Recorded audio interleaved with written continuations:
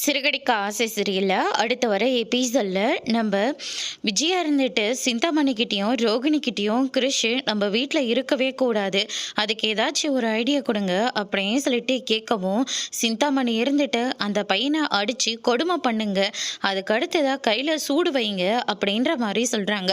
உடனே ரோகிணி இருந்துட்டு police case ஆகிடும், வேண்டாம் ஆண்டி அப்படின்ற மாதிரி சொல்லிடுறாங்க. அதுக்கு அடுத்ததான் வந்து பார்த்தீங்கன்னா என் ஆளுங்களை விட்டு அந்த பையனை ஸ்கூல்லேருந்து நான் கடத்திடுறேன், அதுக்கப்புறம் மதுரைக்கு பக்கத்தில் ஒரு ஆசிரமத்தில் கொண்டு போய் நான் விட்டுறேன் அப்படின்ற மாதிரி சொல்லிடுறாங்க.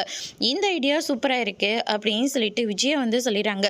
சிந்தாமணி கிட்ட சொல்லி ஸ்கூல்ல இருந்தே கிறிஷை வந்து கடத்த சொல்கிறாங்க.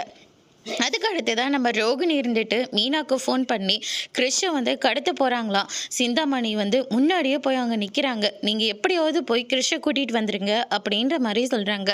நான் போனால் சரியாக இருக்காது, என் புருஷன் போனால் தான் சரியாக இருக்கும்னு சொல்லிட்டு முத்துவை அனுப்பி விடுறாங்க மீனா. ஆனால் முத்து போகிறதுக்குள்ளே கிறிஷை கடத்தி கொண்டு வந்துடுறாங்க. ஆப்போசிட்டில் வந்து மாட்டிக்கிறாங்க.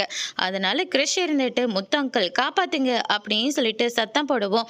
முத்து இருந்துட்டு டே கிறிஷு அப்படின்னு சொல்லிட்டு அவங்க கிட்டே இருந்து கிறிஷை வந்து காப்பாத்திடுறாங்க. யார் உங்களை அனுப்புனதுன்னு சொல்லிட்டு விசாரிச்சா நம்ம சிந்தாமணியோட பேரை சொல்லிடுறாங்க.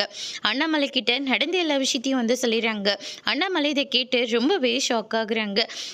இந்த சிந்தாமணி வெறும் அம்பு தான், ஆனால் அம்மா தான் மெயின் கேரக்டரு அப்படின்ற மாதிரியே சொல்லிடுறாங்க. இதுக்கு மேலே நான் உன்னை சும்மா விடுறதா இல்லை, போலீஸ்கிட்டே பிடிச்சு கொடுக்குறேன்னு சொல்லிட்டு அண்ணாமலை சொல்லுவோம். என்னை மன்னிச்சிடுங்கன்னு சொல்லிட்டு விஜயா மன்னிப்பு கேட்குறாங்க.